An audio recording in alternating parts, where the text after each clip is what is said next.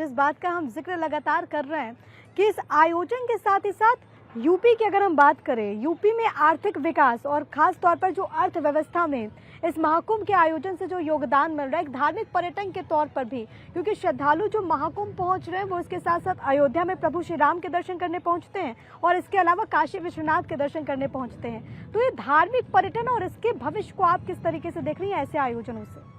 ऐसे आयोजन से देखिए बहुत बल मिलता है। इस तरह की जो धार्मिक परिदृश्य जो अभी देखने को मिल रहा है, धार्मिक आयोजनों से, आप यूपी की बात कर रहे हो, अयोध्या है, काशी है, तो जैसे अभी भी हमारे उमेश जी ने बात की कि एक सनातन ध्वजा के नीचे इतने 63 करोड़ जो सनातनी इकट्ठे हो गए, वो बात कुछ मानसिक विकृति वाले जो लोग हैं उनको कहीं ना कहीं नहीं पच पा रही है, क्योंकि देखिए सबकी अपनी मानसिक अवस्था है, अपनी सोच है।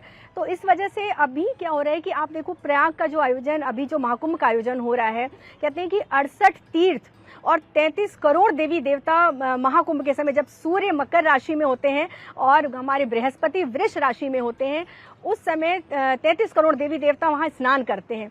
और बात हम लोग इतने दिनों से कर रहे थे अमृत स्नान की, तो आप ये भी देखिए हमारे सनातनियों को पता है कि अमृत स्नान का महत्व क्या है, क्योंकि उस समय जब सूर्य मकरगत होते हैं, सूर्य और चंद्रमा एक ही राशि में होते हैं, उस समय जो सुबह 4 बजे सारे देवी देवता स्नान के लिए आते हैं, इसलिए इस अमृत स्नान की महत्व है। तो ऐसा नहीं है कि जो लोग इसके विरोध में हैं उनको महत्ता नहीं पता, जब महत्ता पता है तभी विरोध कर रहे हैं। और निस्संदेह यूपी के पर्यटन को बहुत ज़्यादा इससे सकारात्मक फल मिलने वाला है, बहुत उनकी उन्नति होने वाली है और आर्थिक व्यवस्था भी अच्छी होगी।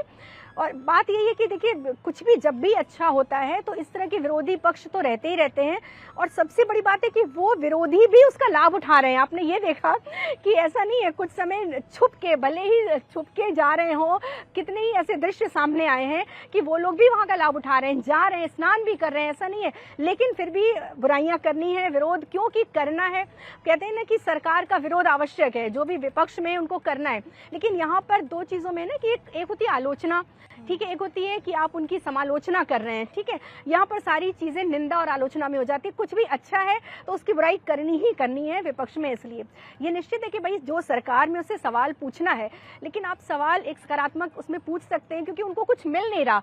असली बात यह है कि कुछ भी बुराई के लिए या निंदा के लिए मिल नहीं रहा है, इसलिए स्थिति ऐसी हो रही है। जो मानसिक रूप से जो लोग इतने नहीं हैं मैच्योर, जिनको हम कह सकते हैं।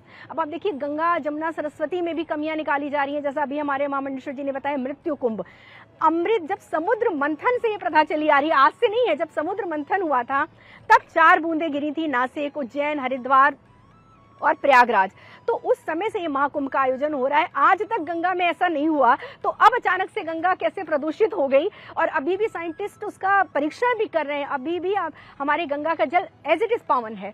तो ये सब चीजें हैं कि नहीं कुछ मिल रहा है तो विरोध करना है, विरोध करने के लिए विरोध नहीं करना चाहिए। अगर कुछ ऐसा आयोजन हो रहा है और क्योंकि वो लोगों की आस्था से जुड़ा हुआ है, तो आपको उस आस्था का सम्मान जरूर करना चाहिए। अब डॉक्टर नितिशा आपके पास आते हुए, क्योंकि अब से पहले हमने देखा है कि धर्म को लेकर के और जब भी ऐसे आयोजन रहे हैं, इसमें टेक्नोलॉजी की उस तरीके से भागीदारी नहीं रही, लेकिन अब आज के वक्त में हम जब देखते हैं और ये बदलते दौर की जब हम बात करें, जब आर्टिफिशियल इंटेलिजेंस का भी इस्तेमाल होता है, हम देखते हैं सोशल मीडिया के जरिए भी प्रचार प्रसार होता है, तो ये एक नए दौर में आप इसको किस तरीके से देखते हैं और इससे कितना फ़ायदा? क्योंकि बहुत सारे ऐसे लोग हैं और ख़ास तौर पर महाकुंभ से जो वीडियो सामने आ रहे हैं जो कि सोशल मीडियाज़ पर भी छाए रहते हैं, कोई दुनिया के किसी भी कोने में है वो भी इस वीडियो को देखते हैं और अचंभित है कि प्रयागराज में इस तरीके का आयोजन हो रहा है। जी, तो सबसे पहले मैं ये कहना चाहूँगी कि अगर मैं आर्टिफिशियल इंटेलिजेंस की बात करूँ तो देखिए नया दौर तो है ही है। अगर इतना सनातन धर्म को आगे रखा गया है, उनकी छत्र छाया में इतना बड़ा आयोजन किया जा रहा है, तो ये नया दौर ही है। आज से कुछ साल पहले, हम 12 साल पहले पीछे जाते हैं, तो जब कुंभ लगा था तब कितने लोग स्नान पे जाते थे, तब कुछ वृद्ध जाते थे, कुछ जवान जाते थे, कुछ बच्चे जाते थे। आज आप देखिए सब जाना चाह रहे हैं, आज कोई भी ऐसा नहीं है जो कह रहा है मुझे नहीं जाना।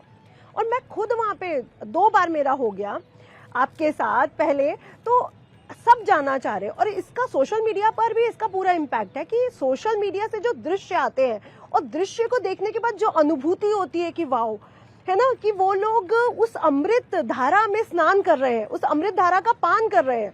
और जहाँ पे बात हो रही है कि वो गंदा है पानी, ये है वो है, कीटाणु भरा हुआ है, हम लोग कह रहे हैं हम वहाँ पे पान करके आए हैं, स्नान तो, डुबकी तो छोड़िए, हमने पान किया है, तो वो अभी मैं ठीक हूँ, सब ठीक है, तो वो गलत कैसे हो सकता है।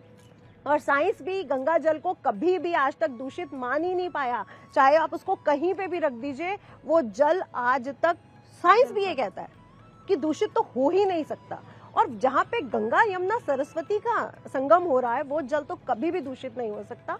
और आर्टिफिशियल इंटेलिजेंस और नया दौर, ये बात बिल्कुल सच है कि हमारे सनातन धर्म की रक्षा हमारे साधु नागा बाबा, साधु संतों ने जो की है, ये नए दौर को स्थापित कर रहे हैं। क्योंकि कलयुग की अगर बात की जाए ना, तो अब आप बताइए कलयुग कहाँ है। हमारे साधु संतों की ऊर्जा को देखिए, तपस्या को देखिए कि उन्होंने कहाँ कलयुग है। अगर कलयुग होता तो कोई वहां पहुंचता ही ना। ये कलयुग नहीं है, मैं कह रही हूँ नए दौर की बिल्कुल शुरुआत हुई है, और ये साधु संतों की नींव की वजह से हुई है, क्योंकि उनकी तपस्या सबको खींच के वहां पे ले गई है। वो खुद तो पहुंचे हैं, उनकी ऊर्जा का जो प्रवाह रहा है जल के साथ, वो हमें भी मिला है। वहां की रज लेके आए हैं लोग घर पर। अब बताइए, जो रज लेके आ रहे हैं, चूम रहे हैं, माथे पर लगा रहे हैं रज को, और वहां पे पानी की बात कर रहे हैं जिसमें अमृत है। तो आर्टिफिशियल इंटेलिजेंस आगे बढ़ रहा है, सनातन धर्म के साथ आगे बढ़ रहा है, और सनातन धर्म को और आगे लेकर के भी जा रहा है, और सनातन धर्म से ही निकला है, और सनातन धर्म के साथ ही आगे चलेगा।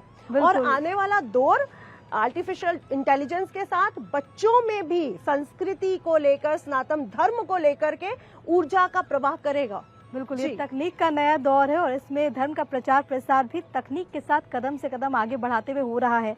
अब स्वामी वेदमूर्ति जी आपके पास आते हुए, और क्योंकि आपने इससे पहले इस बात का वर्णन किया कि आप खुद महाकुंभ गए, वहाँ पर आपने संगम में पवित्र त्रिवेणी में आस्था की डुबकी लगाई, अपने अनुभवों को आप जरा साझा कीजिए। और मैं चाहूँगी कि इस मौके पर कुछ मंत्रों, कुछ श्लोकों के जरिए इसके महात्म्य के बारे में भी हमारे जरा दर्शकों को बताइए। गंगा तरंगरमणीय जटाकलापम गौरी निरंतर विभूषितवाम भागम नारायण प्रियमनांगमदापहारम वाराणसी पुरपतिं भज विश्वनाथम गंगेश्च यमुनैश्चैव गोदावरी सरस्वती नर्मदे सिंधु कावेरी जलेऽस्मिन् सन्निधिं कुरु। देखिए, सनातन ही एक ऐसा धर्म है जो पेड़ पौधा, पशु पक्षी, जीव जंतु, नदी तालाब को पूजता है, क्योंकि हम सब मानते हैं कि जल ही जीवन है। ज से जन्म और ल से लय। जन्म और मरण अगर किसी चीज पे टिका हुआ है तो वह जल है। और माँ गंगा की अविरल धारा पे जब हम लोग 1.25 महीना कल्पवास किए तो वहाँ पे सुंदर वेदियों का निर्माण किया, और प्रत्येक दिन कोई तो जाकर के 1 बार स्नान करना होता है, लेकिन हम लोगों को संतों को 3 बार स्नान करना होता है। स्नान करते हैं, फिर अपना संध्योपासन करते हैं, तर्पण करते हैं, ऋषियों का तर्पण करने के बाद फिर अपने कमंडल में जल भर करके, और जो हम लोग जौ बुनते हैं वहाँ पे ला करके जल में जो है जौ को डालते हैं, और वो धीरे धीरे जौ बड़े होते हैं। फिर वहाँ से जाकर के यज्ञ की आहुति देते हैं, पंच बलि निकालते हैं, जिसमें कौवे के लिए, कुत्ते के लिए, गाय के लिए, साधु के लिए, संत के लिए, दरिद्र नारायण के लिए, और जो भी वहां पर भक्तजन आए हैं उन सबको रहने सहने के लिए, और फ्री ऑफ कॉस्ट, कोई पैसा नहीं, सबको निःशुल्क व्यवस्था। और अभी आपने एक प्रश्न किया कि जो है सरकार को, किसी ने अभी कटाक्ष किया था कि इससे क्या फायदा है महाकुंभ से। मैं बता दूं, आज तक यूपी सरकार का इतना बड़ा बजट नहीं होगा।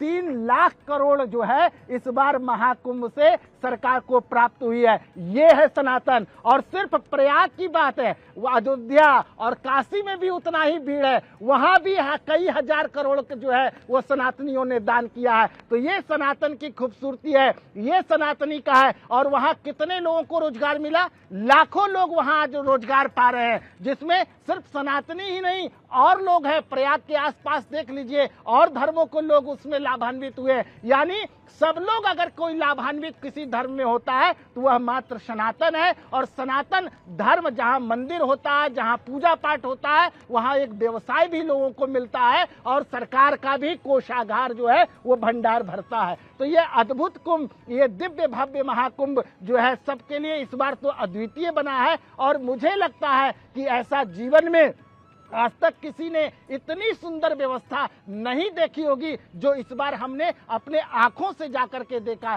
कम से कम उनकी प्रशंसा तो करें। अगर प्रशंसा की फूल नहीं बरसा सकते तो आलोचना का प्रहार तो कम से कम मत करें। पुण्य के भागी नहीं बन सकते तो कम से कम पाप के भागी मत बने ऐसे महाकुंभ के अवसर पर। महंत उमेश पुरी जी, आप आज भारत 24 के इस मंच से उन तमाम लोगों को क्या कहना चाहेंगे जो कि इस आयोजन पर सवाल उठा रहे हैं? देखिए, आपके चैनल के माध्यम से वो धर्म विरोधी, राष्ट्र विरोधी, सनातन विरोधी लोगों के लिए केवल एक ही संदेश है कि विनाश काले ये विपरीत बुद्धि, जब नाश मनुष्य का आता है तो पहले विवेक मर जाता है। तो जब व्यक्ति का विनाश तय होता है तो उसकी सोचने की क्षमता शून्य हो जाती है। लेकिन हम सब संत हैं। आपके चैनल के माध्यम से मैं भगवान से यही प्रार्थना करूंगा, संगम त्रिवेणी से यही प्रार्थना करूंगा कि इन देश विरोधी, राष्ट्र विरोधियों की बुद्धि सकुशल ठीक हो जाए। क्योंकि हम पाप कर रहे हैं, हम अनाचार कर रहे हैं, हम जाने अनजाने में उस काम को कर रहे हैं जिसका हमको फल भोगना पड़ेगा। और निश्चित तौर पर कि हमको ही नहीं भोगना पड़ेगा, संपूर्ण परिवार को उसका परिणाम भोगना पड़ेगा। और मैं एक बड़ी महत्वपूर्ण बात आपके चैनल पर बोलना चाहता हूँ जी। और मैं अपेक्षा करता हूँ कि सब उसको सुने, देशवासी सुने कि हम भारत को समझें। और मेरे को लगता है कि जो भारत को समझना चाहते हैं वो एक बार कुंभ में जाएं। मैंने वो लोग देखे हैं, वो 80-85 साल की वह वृद्ध महिलाएं देखी हैं जो चल रही हैं, थक गई, बैठ गई, वह कह रहे हैं कि हम पहुंचेंगे, स्नान करेंगे। खास है महंत जी, क्योंकि कुंभ में भारत बसता है। आप सभी का बहुत धन्यवाद हमारे साथ जुड़ने के लिए भारत 24 के इस मंच से। तो कहते हैं कि को कही सके प्रयाग प्रभाव, प्रयाग के महात्म्य के बारे में शब्दों में वर्णन कर पाना बहुत कठिन है और उससे भी असंभव है उस आनंद को शब्दों में बयां कर पाना, जिस आनंद की अनुभूति वो तमाम लोग कर रहे हैं जो कि प्रयागराज में महाकुंभ में आस्था की डुबकी लगा रहे हैं।